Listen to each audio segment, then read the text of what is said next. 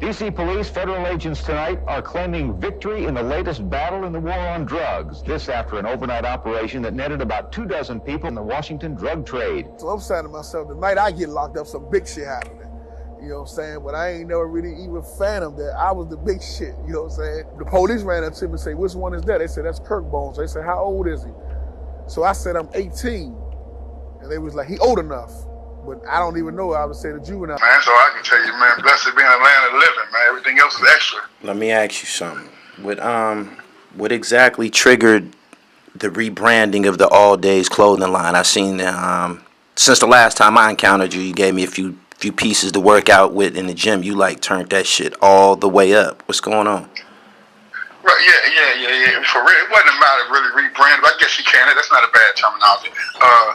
I never really laid the joint down. You know what I'm saying? I just got put my son on the team, man. He can know this new wave for all the social media and keeping out both our thoughts getting out there to the public.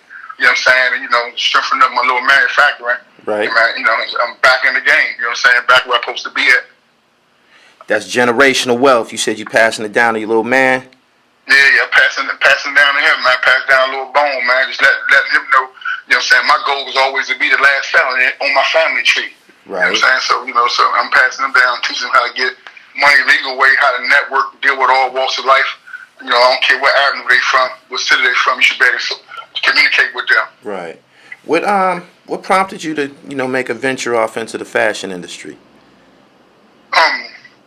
Well, mostly because when I was younger, you know what I'm saying, I always liked the Madness shop. They were the first clothing line in Washington, D.C.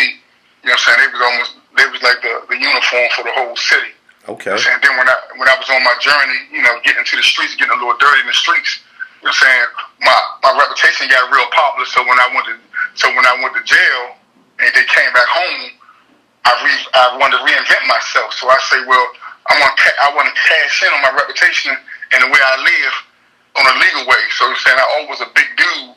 So you know what I'm saying. So I say, well, I'm gonna try to get into fashion and put some clothes together, and also through parties. And so that was my way of just trying to make some money legally. Off my popularity. Right. Instead of going back to the streets. What's the science behind the name All Days? How'd you come up with that? Because when I was in the streets back in the day, we used to have a little saying for when somebody called, like, man, what you want to do? You want to go to eat? You want to take some girls out? I'd be like, nah, man, I'm on the street all day, 24/7, 365. I ain't never leaving the block till I get this money. Right. And I just flipped that same concept into you can wear my clothes all days, every day, 365 days for all occasions. That's why I changed the spelling. It's beginning with A and end with Z. So that's the first and last letter of the alphabet. Okay. Finally, I'd like to ask you about this documentary that you got on the internet now. It's been probably over 10, 12 years since I last seen your name associated with a documentary. You did a piece with Kirk Fraser years ago on Rayful Edmond, right? Right, yeah. It's 2005. Okay. How was the reception? Yeah. It was a good reception. I'm saying we was young amateurs in the game. You know what I'm saying? Didn't understand how strong that bootlegging game was. Right. You know what I'm saying? They got the bulk of the prize. You know what I'm saying? That shit was hot, man. That joy was hot. How did you? At what point did you feel it was time to share your story with the rest of the world? Man, basically, Gully, man, I work with an organization called Credible Messenger. We basically service, some of the most dangerous youth in Washington, D.C. Okay. You know what I'm saying? And from working with them and rapping with them and hearing their little stories and seeing their little thought process, I'm finding out that they thinking the end game is making the Hood Hall of Fame and going down driving the blaze of glory. You know what I'm saying? Okay. So I decided, man, at that point right there, I said, man, I gotta share my journey. You know what I'm saying? I gotta let them know the goal is not to die in the hood. You know what I'm saying? The goal is to get out the hood and throw a rope back and pull somebody else up, man. Right. And repeat the process. Right. So that spurred me to do it. You know what I'm saying? And then and also in the process, when I was just running with that in my brain, do I want to cross that line and open myself up to the world like that? You know what I'm saying? And I was sharing it about thought process with an old head that I've been getting information from since I was about 14 or 13. And he just say, look, man, I know you the type of dude you like to keep everything close to the hip. But if you die, somebody's going to tell your story. So you might as well tell it yourself before you're there so you can at least get the truth out. So I say that pushed me over the board along with the youth that I work with. So I say, it's time. Okay. The narrative to the story, it is actually what a rise to power, then having taken a fall, going through incarceration, and then reinventing yourself as a businessman and mentor. That's the goal, to cover all ground and show the beginning, the middle process, and the ending process. You know what I'm saying? Just and hope somebody can look at that and see themselves somewhere along that journey and hope they can make the turn. How far along are you on the documentary? Right now, we in the preliminary stage. You know what I'm saying? We gathering up, pictures, lining up interviewers, people we want to interview. Right. And just doing a little more research, still trying to guide. There's a lot to do to try to put in 35, 40 minutes. Now we're in a microwave time where people attention span not that long. So we're trying to see how we can condense that in 35, 45 minutes, 50 at the most, to keep their attention. Right. In totality, your story, is there anything that you would have did different, or do we got to wait to hear about that in the documentary? Is there any decisions you would have did differently? I mean, the main decision I would have did differently was if I could do it all over again. When I was a kid, when I was 9, 10, let me say kid, all the way up to about 13 or 14, I would have wanted to be a kid. Somebody say you came off the porch early. Yeah. Soon as my mother opened the steps, I ran out and jumped down the steps. Right. You know what I'm saying? So I ain't never get a chance to experience none of that, playing club football, doing none of those things. I'm looking back through people's Facebook memories and their social media memories and seeing the childhood memories. You know what I'm saying? As soon as I came off the porch, you know what I'm saying? I tied my boots up. So I would like to get a chance to enjoy my childhood. I had similar sentiments, Kurt. When I went to college, I seen a lot of dudes who had pictures from the prom and graduations and shit like that. I never wore a cap and gown, man. That shit made me feel very, very insecure. Yeah. Right. Totally understand. Yeah. And it's crazy, man, because when I was in junior high, going through a junior high elementary, you know what I'm saying, I actually didn't get to the toilet, you know what I'm saying, not doing no homework or nothing. Right. But I still finding time to get in them streets and just getting the grades to keep my stepfather and mother out my lane, you know what I'm saying, to be able to do what I'm trying to do. Right. But man, if I can do it all over, I got 4 beautiful kids, man, three college graduates with 2, with the other one graduate in a couple of months when the stuff clear, and my younger son, he going to stop jumping in college. So man, and I'm a dude with a 11th grade education, basically. You know what I'm saying? Got my GED in Oakdale, Louisiana, and FCI. Oh, wow. You know what I'm saying? So, man, I'm just, I'm trying to, save some youngins, man. That's all I'm doing, man. Is the documentary self-titled? Give me a title. I haven't really always decided on that. Okay. You know what I'm saying? Like, my think tank keep on saying they want to push the name, just push the name Curtbone, just let it go from there. You know what I'm saying? I'm not really sure for real. And I'm a roll with that. You know what I'm saying? I'm hoping for real with platforms like yourself that somebody give me a ring or DM me or something and offer me an opportunity to get on Netflix or something. Because for real, the story need to be a 4 or 5 part series. You know what I'm saying? And I say that not to throw too much out there because I covered a lot of lanes. Right. You know what I'm saying? I threw the biggest parties in DC at one time, went to the popular store in DC one time, and of course the street stuff. That spoke for itself. So I can talk about a lot of stuff, and through all those 3 walks of life, I deal with and met with a lot of people intimately. Right. You know what I'm saying? So it's a lot that I would like to be able to put on a big screen or Netflix so I can pay homage to a lot of people. Right. You know what I'm saying? That gave me the mindset that I got right now. You know what I'm saying? Up to the date.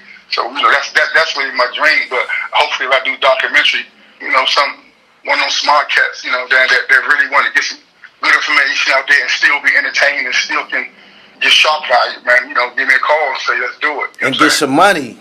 Don't leave that out. Whoever try to get some money, yeah. Oh yeah. I mean the money. I mean, once they do the research on it, they already know the money. That's not even talk about. You know what I'm saying? They know I'm not going to, do nothing for no. I'm not looking for no, fame. You know what I'm saying? As you already know, man, you've been talking for a while. I prefer not to even take this route. You know what I'm saying? Yeah. But you know, it is what it is. It's kind of part of the process, man. You got an incredible story. I'm loosely familiar with it. You don't volunteer a lot of information, so I got to sit back and wait for the release of the documentary. I really. Right. Yeah, man. And you know, and I see, you know, I'm looking. I got good many other cities and good and different states, man. I'm seeing, you know, stuff they doing, seeing people in their city making their story. I'm seeing people in my city making stories. You know what I'm saying? It's like I applaud these guys, man. I'm thinking that all these guys in game is to get them a bag, so I can't be mad at nobody trying to get them a bag. Yeah. You know what I'm saying? But you know what I'm saying. But at the end of the day, man, you know, I covered a lot of landscape. You know, not just in the city, the whole belt, what we call the DMV area. You know what I'm saying? I was born and raised in Washington D.C. Right. And man, it's a lot of good lessons in here, man, from the street, from the sport to the political world. You know what I'm saying? And I bump shoulder, rub shoulder with a lot of people, man. Just keep in mind in closing, man.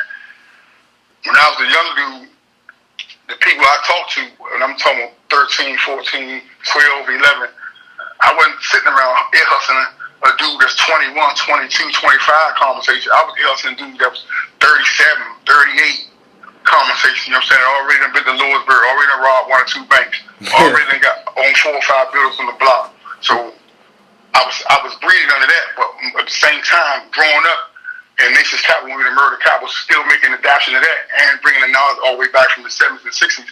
And man, and with that relationships and the way I walk, man, I know a lot of people, man, and I think a lot of people stories need to be told. And if I get a chance, like I say, the long-term goal is to try to get me a Netflix. It was a series, and I'm gonna speak on a lot of this stuff, man. You know what I'm saying? You know, in a positive light. And sometimes get to the positive light, you might have got to say some negative things to get to the positive light. But the end game is always with me is if I ain't teaching you, I'm wasting your time. If you talk to me and you met me and you don't leave a better man with more knowledge, then I waste your time. So you know what I'm saying? So you know, my shit ain't for no fame, man. You know what I'm saying? I've been the popular dude since I've been in 6th grade. So fame ain't nothing to me. I'm trying to teach the youngins, Gully, that's all I'm doing. Teaching youngins from Philly, from New York or Harlem or fucking LA. I don't care where you from. You know what I'm saying? I'm talking to all y'all. You know what I'm saying? I'm just working with DC because I'm a one. I only can be in one place at one time, but my goal is to touch every young dude on planet Earth. Right. You know what I'm saying? But specifically chasing the blacks and Latinos because we all think alike. It kind of came out of the same teachers. You know what I'm saying? So it's like I want to speak to them. Right. So that's the goal. I appreciate you, man. In regards to that, in regards to that goal that you speak of, I happen to know that I think the top 3 films on Netflix were created by independent filmmakers from Detroit, if I'm not mistaken. So, yeah, the bag is definitely contained within the urban media stories, the legendary stories that we have. And I believe I said it to you before. If you don't tell it, somebody else going to jump out there and tell it for you. So I appreciate you, man. Yeah. Right, man. And shout out to you, man. I appreciate what you're doing, man. And it's funny you making noise. You're doing a lot of branding, man. Everywhere I go, y'all niggas haul out the window. Everywhere, man. You got to haul that Gully, man. You got to let them know the real DC history, man. You got to let them know what's going on, man. Tell them about the clothes. Tell them about our house. Tell them we go hard in jail. You know what I'm saying? So I just laugh and said, I've been sad that they don't even know I'm man, the guy been kicking for 2 or 3 years. You know what I'm saying? Yeah. Like, but you know, but that just let me know that, man, you making waves, man. And it's good. You know what I'm saying? You what you call you triggering the thought process. You know what I'm saying? So it's like, man, so that's good, man. You know what I'm saying? Look, you got me about to do a motherfucking YouTube channel. No doubt, man. You know what I'm saying? No doubt, man. You know what I'm saying? Look, I don't got no problem with learning, man. I steal from everybody, man. It was a good steal. I'm about to put a post up there tomorrow, man. It's gang. You know what I'm saying? Speaking of that, you know what I'm saying, man? It's about stealing, man. You know what I'm saying? But when I steal something, I ain't gonna steal something and claim I didn't. I'm gonna pay homage and acknowledge. No doubt. You know what I'm saying? No doubt. That's what I'm gonna do. You know what I'm saying? I shout manners every time I talk. You know what I'm saying? They ain't never told me to do that. Well, I'm paying homage because you sparked my brain as a young kid wearing Madness clothes, Madness shot down Kings and Millions. You know what I'm saying? So that went in my brain. You know what I'm saying? So I'm paying homage. You know, man, but man, appreciate the time, man. You know what I'm saying? And, you know, whenever, you know, get it on cracking. Whenever you make some significant progress or you ready to drop that film, holla at your boy. You know I got you on the highest level, man. I appreciate you, Kurt.